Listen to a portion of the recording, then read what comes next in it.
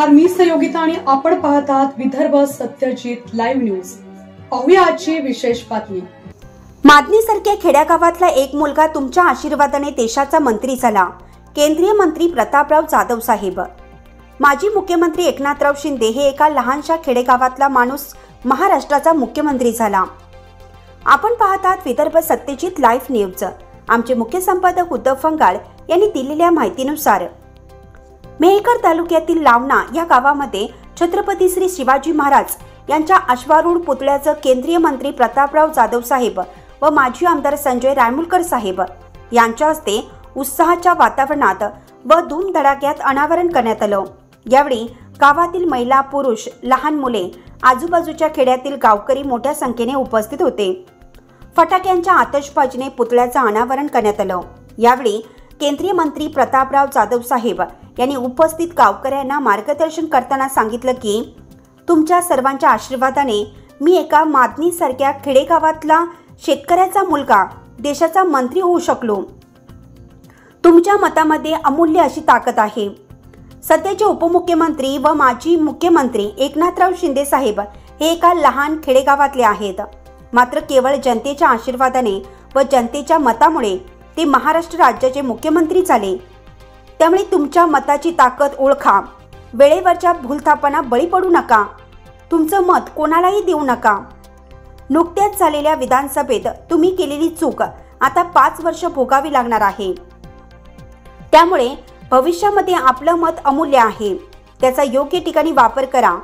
माजी आमदार संजय रायमुलकर साहेब यांनी एकनाथराव शिंदे साहेब यांच्या माध्यमातून आपल्या मेहकर मतदारसंघात हजारो कोटीचा विकास केला, मात्र त्याची किंमत लोकांना समजली नाही। मात्र विकास काय असतो, कामे कशी होतात हे येणाऱ्या काळात 5 वर्ष तुम्हाला नक्कीच समजेल, असंही केंद्रीय मंत्री प्रतापराव जाधव साहेब म्हणाले। यावेळी गावकरी, महिला, पुरुष मोठ्या संख्येने उपस्थित होते। 40 वर्षाचा संघर्ष आज आपल्या गावात संपादकी दिसतो आहे। प्रत्येकाच्या मनामध्ये, घराघरामध्ये प्रत्येकाच्या त्या रोजी पूर्ण होते आहे। छत्रपती शिवाजी महाराज की जय चा उद्घाटन सोहळा या ठिकाणी संपन्न होतो आहे। केंद्रीय राज्यमंत्री आदरणीय प्रतापराव जाधव साहेब यांच्या हस्ते हा अनावरण सोहळा सर्व गावकऱ्यांच्या उपस्थितीमध्ये, मान्यवरांच्या उपस्थितीमध्ये अतिशय उत्साहामध्ये या ठिकाणी साजरा होतो आहे। जवळपास आमच्या 3 पिढ्यांपासून ज्या क्षणाची आतुरतेने वाट पाहत होतो तो क्षण या ठिकाणी आज येऊन टेकलेला आहे। अतिशय अभिमानाची गावकऱ्यांसाठी बाब आहे। गावामध्ये उत्सवाचं वातावरण आहे। प्रत्येकाच्या मनामध्ये ज्या भावना होत्या त्या पूर्ण होताना दिसत आहे।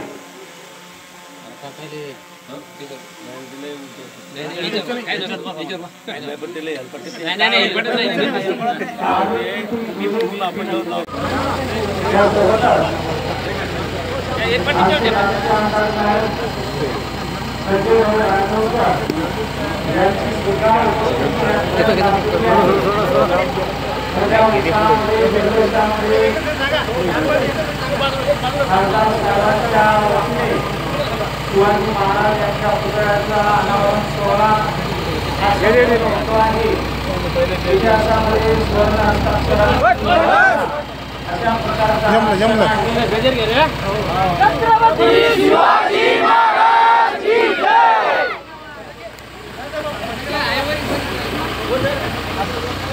धगधगत्या जगातून पेटल्या मशाली, छत्रपती शिवाजी महाराज की जय। स्वराज्याच्या संकल्पनेची नवी पहाट झाली।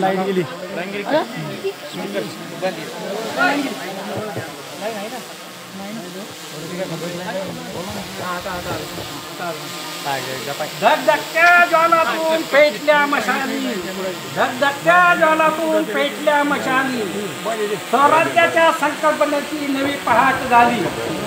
छत्रपती शिवाजी महाराज की जय। नाद गुंजला, जनी जनी तुम नाद गुंजला, महाराष्ट्रात भगवा सूर्य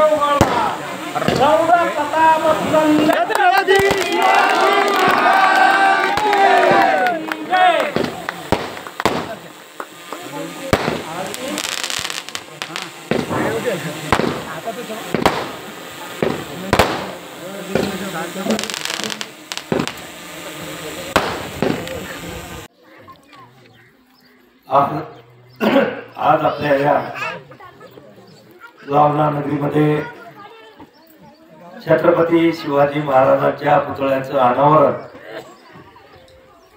त्या निमित्तानं आयोजित केलेला हा कार्यक्रम, या कार्यक्रमाला आमच्या सोबत उपस्थित असलेले आपले माजी आमदार डॉक्टर संजयजी रामोळकर, व्यासपीठावर उपस्थित असलेले आदरणीय मधुकर मामा रहाटके, दिलीप बापू देशमुख, दत्ता पाटील, व्यासपीठावर उपस्थित असलेले सर्व मान्यवर आणि मोठ्या संख्येनं उपस्थित असलेले लावणा गावातील माझे सर्व शेतकरी बांधव, तरुण मित्र, मोठ्या संख्येने या ठिकाणी उपस्थित असलेल्या आमच्या सगळ्या माता आणि लाडक्या बहिणी, सगळे बंधू आणि भगिनी, सर्वप्रथम मी आपल्या संपूर्ण लावणावासियांचे मनापासून आभार मानतो आणि मनापासून खूप खूप धन्यवाद देतो.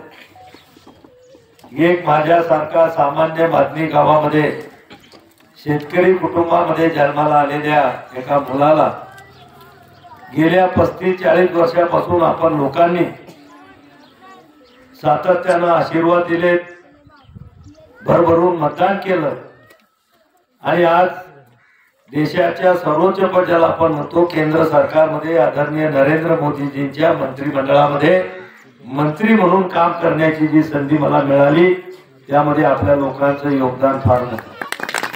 इतकं सातत्यानं प्रेम 35 वर्ष जर माझ्यावर केलं असेल ते आपण लोकांनी केले आणि या प्रेमामध्ये जर पुढे मनात खंड पडला असता तर कदाचित आज मी ज्या पदावर आहे तिथपर्यंत मी जाऊ सुद्धा शकलो नाही. काय संबंध आहे मादनी गाव, मराठीला लावण्यातल्या बऱ्याच लोकांना त्याचं नावही माहीत नसेल, अनेक लोकांनी ते गाव पाहिलंही नसेल, पण केवळ आपला माणूस, आपल्या कुटुंबातला एक मुलगा म्हणून भरभरून प्रेम या गावाला केलं. तो काळ किती कठीण होता आजच्या तरुण पिढीला कदाचित माहीत नाही.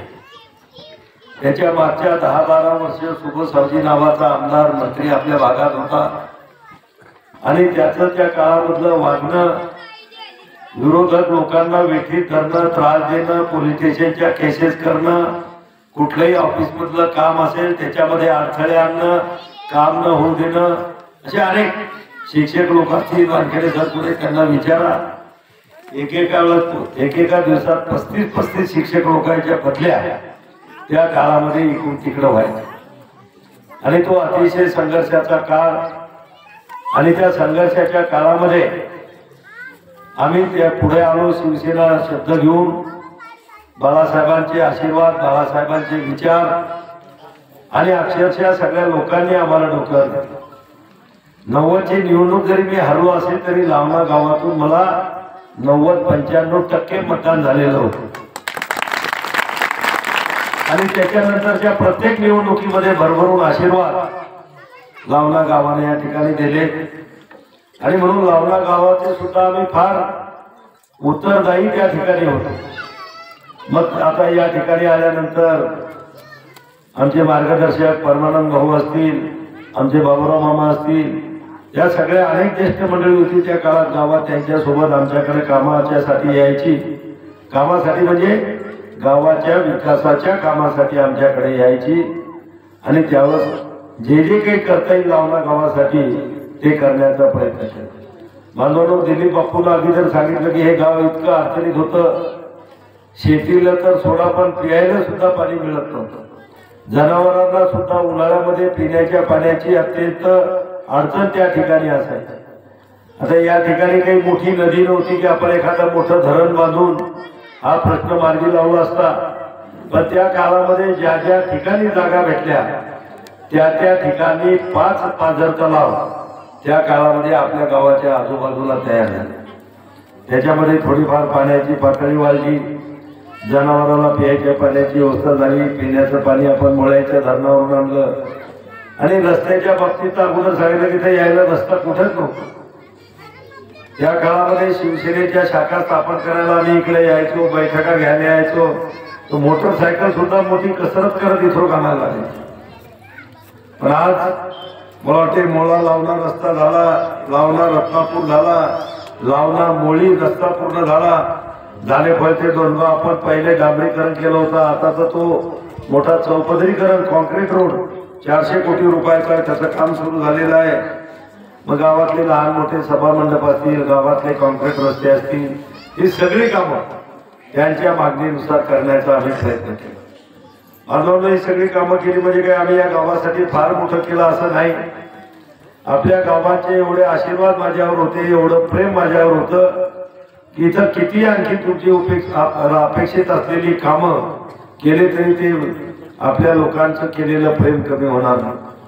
आणि म्हणून लावला गाव हे नेहमी करता माझं आवडीचं गाव म्हणून राहिलं. इथला कुठलाही माणूस कधी आमच्याकडे आला तर त्याचं ऐकून घेऊन त्याचं समाधान करण्याचा प्रयत्न गेल्या 35-40 वर्षामध्ये आम्ही करतो.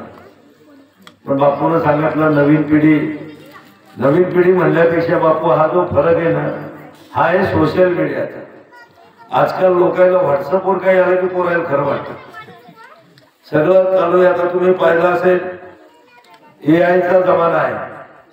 AI म्हणजे आर्टिफिशियल इंटेलिजन्स.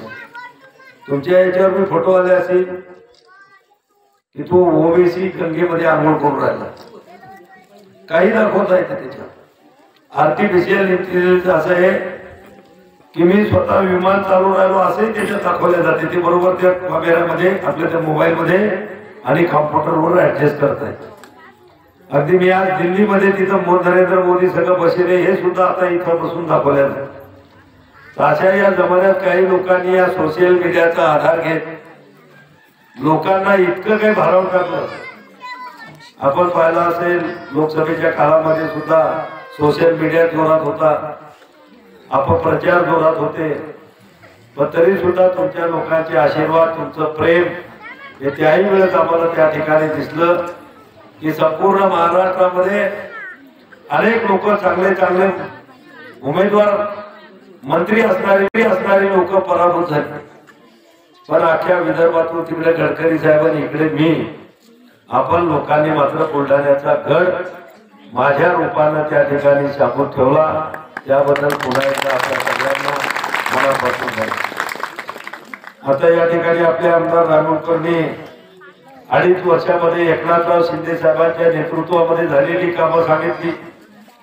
बांधवांनो, एकनाथराव शिंदे हा माणूस म्हणजे आपल्यासारख्या कुटुंबातला माणूस. दरे नावाचं गाव आहे जे लावण्यापेक्षा बी अर्धच आहे. शेकड्यामध्ये त्याची 1000च्या आत लोकसंख्या आहे. त्या गावामध्ये जन्म झाला. घरी 8-10 एकर शेती होती. कुटुंबाचं पोट भरत नाही म्हणून 2 पैसे आपण शहरामध्ये जाऊन कमवायत म्हणून ते ठाण्याला आले. कुठलं काम मिळत नव्हतं म्हणून मग ऑटो चालवणं सुरू केला. आणि ऑटो चालवता आनंद दिघे साहेबांच्या मार्गदर्शनाखाली ते महानगरपालिकेमध्ये निवडून आले. महानगरपालिकेचे नेता झाले, आमदार झाले, मंत्री झाले आणि आज आपल्या महाराष्ट्राचे मुख्यमंत्री, आज उपमुख्यमंत्री. ज्या माणसानं आपल्या सगळ्या गोरगरीब लोकांची दुःख भोगलेली आहे, अनुभवलेली आहे. ग्रामीण भागामध्ये असणारा शेतकरी असेल, शेतमजूर असेल, ग्रामीण भागामध्ये राहणारी आमची माता भगिनी असेल, ग्रामीण भागामधला आमचा शेतकरी असेल, तरुण असेल, ग्रामीण भागामध्ये राहणारे आमचे वयोवृद्ध जी वडीलधारी मंडळी असते ते असतील, या सगळ्यांचे दुःख, या सगळ्यांच्या अडचणी, या सगळ्या लोकांच्या अपेक्षा त्यांनी जवळून पाहिल्या, जवळून अनुभवल्या. आणि म्हणून 2.5 वर्षात काय निर्णय घेतले. बांधवांनो, अनेकदा लोक म्हणतात सरकार शेतकऱ्यासाठी काय करतं. ही गोष्ट खरी आहे की शेतकऱ्याला नेहमी करता आपल्याला अडचणी असतात, नैसर्गिक संकट असतात. पावसाची आपण कोरडवाहूच्या जमिनी असल्यामुळे निसर्गाच्या पाण्यावर आपली शेती आहे. कधी पाऊस पडतो, कधी पडत नाही, कधी गारपीट होते, त्यामुळं पिकाचं नुकसान होते. या गोष्टी खऱ्या आहेत. पण तरी सुद्धा शेतकऱ्याला मदतीचा हात मिळाला पाहिजे म्हणून नरेंद्र मोदी साहेबांनी किसान सन्मान निधी 6,000 रुपये चालू केला. पण ते 6,000 रुपये फार कमी वाटत होते. आणि मग एकनाथराव शिंदे साहेब मुख्यमंत्री झाल्यानंतर त्यांनी सुद्धा 6,000 रुपयाची जोड त्याला दिली. आज किसान सन्मान निधी 12,000 रुपये शेतकऱ्यांच्या खात्यामध्ये. बांधवांना, पूर्वी आमचे शेतकरी पीक विमा कधी काढत नव्हते. कारण की एका एकराचा पीक विमा काढायचा म्हणलं तर किमान 2,500-3,000 हजार रुपये खर्च येतो. 5 एकराचा विमा काढायचा म्हणलं तर 15,000-17,000 रुपये लागत होते. 10 एकराचा काढायचा म्हटलं 30,000च्या वर पैसे लागतात. आणि म्हणून कुठलाही शेतकरी खिशातले नगदी पैसे भरून विमा काढत नव्हता. ज्यांनी बँकेचं कर्ज घेतलं, पीक कर्ज, ती बँक यांचा विमा काढून घेतली. पण शेतकरी खिशातल्या पैशाला कधी काढला होता का? लावल्या पुन्हा नगदी विमा 2 वर्षाच्या अगोदर. पण या शेतकऱ्यांच्या पिकाला या नैसर्गिक संकटापासून संरक्षण मिळालं पाहिजे आणि अडचणीच्या वेळेस शेतकऱ्याला मदत झाली पाहिजे. म्हणून आपल्या एकनाथराव शिंदे साहेबांनी 1 रुपयामध्ये पीक विमा केला. 1 रुपया. किती पैसे वाचले आपले? सरासरी जर काढली तर प्रत्येक शेतकऱ्याचे 20 ते 22-25 हजार रुपये केवळ पीक विम्याच्या माध्यमातून त्या ठिकाणी वाचलेले आहेत. शेतकऱ्यांसाठी अनेक योजना आणल्या. कृषी विभागाच्या माध्यमातून अनेक साहित्य आपल्याला सबसिडीवर दिल्या जातात. कुठं ट्रॅक्टर दिल्या जातात, कुठं थ्रेशर दिल्या जातात, कुठं पेरणी मशीन दिल्या जातात, कुठं नांगर दिल्या जातात. शेती अवजारं सुद्धा त्या ठिकाणी सबसिडीवर शेतकऱ्याला देऊन शेतकऱ्यांनी आधुनिक पद्धतीने शेती करावी. शेतकऱ्याला शेतामध्ये जायला रस्त्याची आवश्यकता आहे म्हणून मोठ्या प्रमाणामध्ये शेत रस्ते आपल्या भागामध्ये सुद्धा आपण केले. आणि या रस्त्यांनी त्यांच्या जाहीरनाम्यामध्ये सांगितलं की या 5 वर्षामध्ये आम्ही शेतकऱ्यांसाठी 45,000 शेतरस्ते या महाराष्ट्रात आम्ही 5 वर्षात करणार. आता पूर्वीची शेती वेगळी होती. पूर्वीचा शेतकरी वेगळा होता. पूर्वीचा शेतकरी घोळ खोसून पैदल चिखलातून शेतापर्यंत जात होता. आताचा शेतकरी मोटरसायकलला किक मारल्याशिवाय शेताकडे जातात. शेतकऱ्याचा तर सोडा, पण आपल्या कामावर येणारा माणूसही गाडीशिवाय शेतात येत नाही. बाया निर्णयाच्या म्हणलं तर आजकाल ऑटो लावा लागतात. आता इकडे लावण्याकडची काय परिस्थिती आहे मला माहित. पण पूर्वी अगदी आल्यावर याच्यावर खताच्या थैल्या असतील, बियाच्या थैल्या असतील, पेरणीचे अवजारं असतील, खांद्यावर शेतकरी आमचा 2-2 किलोमीटर येत होता. मला माहिती आहे लावण्याच्या आजूबाजूला सगळा डोंगर पहाड. तुम्ही पूर्ण जितके फिरले नसाल या शिवारात तितका मी फिरले नाही. तिथं आपली पारधीची बखार होती मधुमामाची, त्या बखारीवर मी होतो. बातमी आवडल्यास लाईक करा, शेअर करा आणि सबस्क्राईब मात्र नक्की करा.